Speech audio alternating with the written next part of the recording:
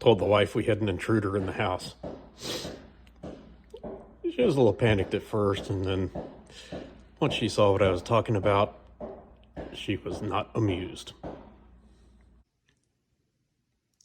There are plenty of YouTube channels with great modelers who have great production skills.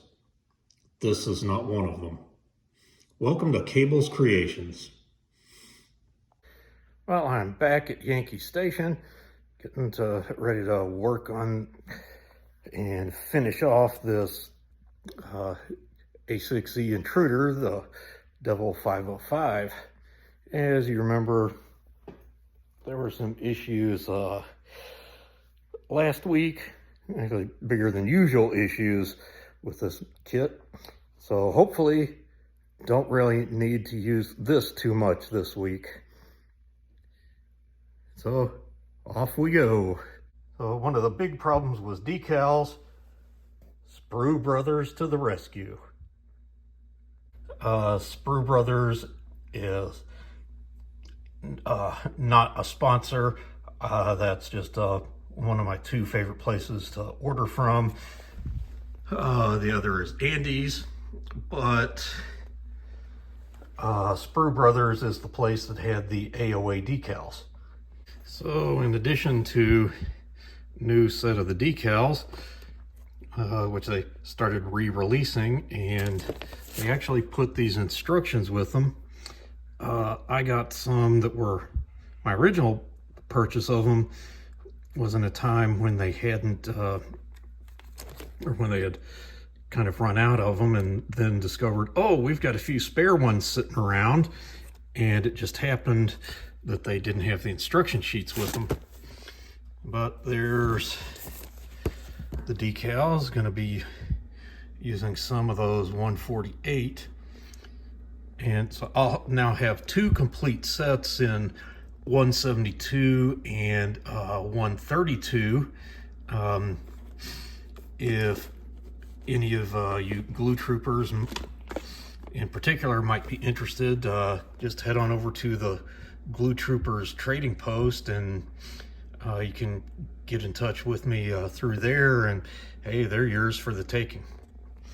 So while I was making the order, got some things for future kits, one that's in the stash, one that isn't but planned on purchasing later, and also got some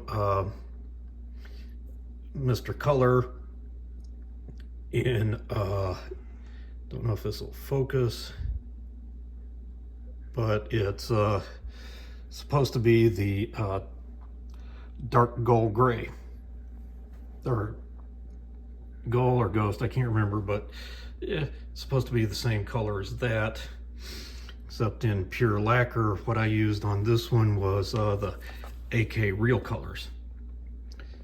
Got some for maybe a smaller plane, but I don't know if that's going to be enough for two larger F-14s and an F-18 or two.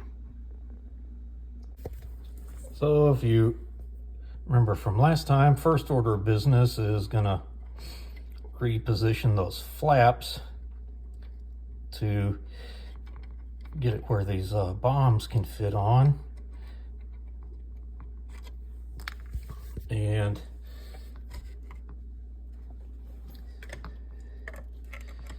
it honestly, as I look at those, especially on that side, a little bit less so with this one flap. Just the whole time I was thinking, it's like, those didn't look quite right. And especially that one, you can see, and maybe from this angle can see it a little better. I always thought that they were a little too low. It just, something didn't seem quite right. So I'm gonna work on getting those out, repositioning. May even have to create some things or do a little scratch building to get them to set more properly. And get that working. Well, mine are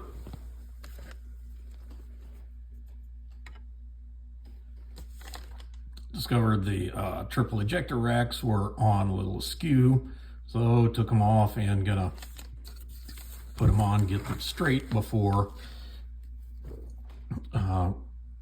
putting the flaps back on.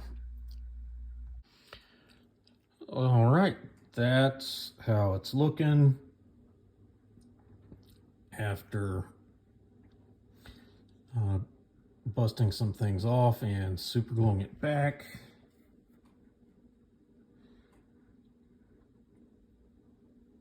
That one's nice and straight. That looks just a little cattywampus, but livable.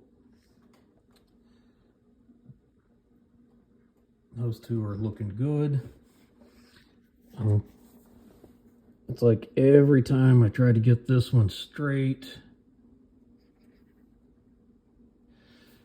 it usually ends up falling off. Got just a little bit of tape on that one. And I checked it with the bombs. It'll clear. See, much, much better.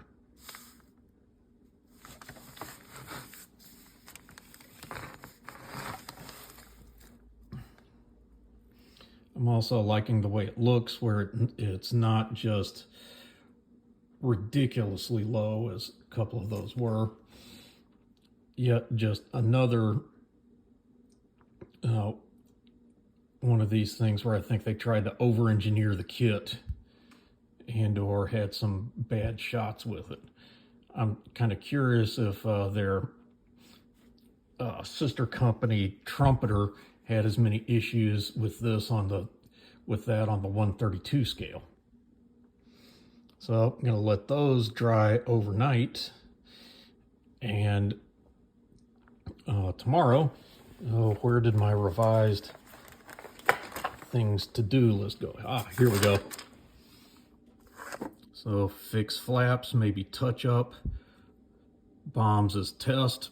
Yep, I have tested it with one of the bombs. So next up tomorrow, decals. So there we go. I'm not gonna actually cross anything off until it has cured and is in a good place. Okay, well, actually I did start a little bit with clear parts. This one has two different clear parts on it. Those three little lights, and then this one light in the front. That's some Mod Podge underneath there, and as I've shown on previous videos, Mod Podge works great. In fact, you could even just dab a whole bunch of it in there and get a light. So I'll let that set up and let all of the flaps and pylon stuff set up overnight, and tomorrow it'll be decaling. Decided to just do decals before putting on the bomb so I don't knock any bombs off in the decal process. Okay, got all these Mark 82 snake eyes in place. If you notice, there's one position open right by the landing gear, and that's the way it worked with intruders, that they couldn't have that position filled, or at least with the larger bombs. Maybe a 250 pounder would fit, but they didn't put 500 pounders or anything of that size there. Also got slime light decals on and all of the other decals on. So my remaining parts to do here, let the super glue dry, and then I'm going to give it a flat or at least a semi-gloss on the bottom, and then after that dries, get it over the top, and then put in a couple of kind of fiddly things, specifically the pitot tube and the refueling probe, and then spray it with flat, and finally get the a few clear parts in and unmask it. Almost done. Almost ready to go downtown. Okay, so here's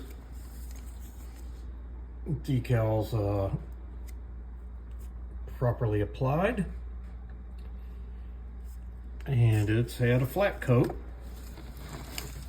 So now really the only things I've got left to do are put in these clear parts and take the mask off the canopy. Well, actually first need to let the flat coat dry. And then I can put in the clear parts and unmask the canopies, not necessarily in that order, but yep, we can do that. Okay, I let the paint dry or the clear coat dry overnight. So now we'll just add on some clear parts. Right there, a couple of reds that go up on the tail, a green, and red for those wingtips. So get those on, then let them dry, and take off the canopy mask. We'll be done. And she's done. All the bombs there. With those red and yellow, or red and green lights. Got the light on the tail.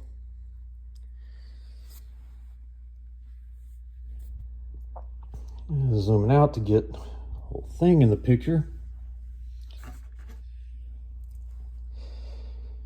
And here's what she looks like down below. Now, in the movie, they talked about using 1,000-pound bombs, but just on the looking at it and seeing some of the bombs come out, they were more like 500-pounders. So just one of those little continuity errors. Oh, this is one I actually feel relieved to be done. There's just knowing how the whole process with the kit and the ill-fitting parts.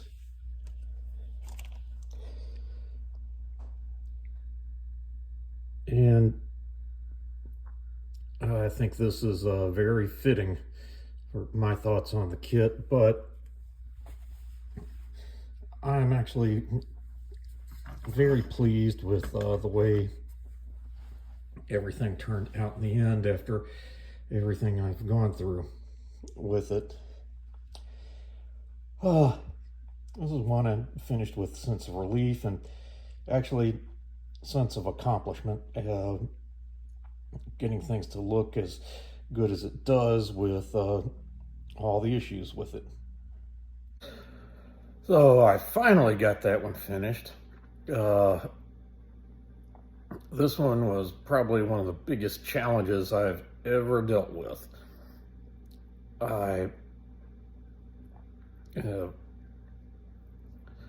actually fairly happy with how it turned out after everything I went through with that one.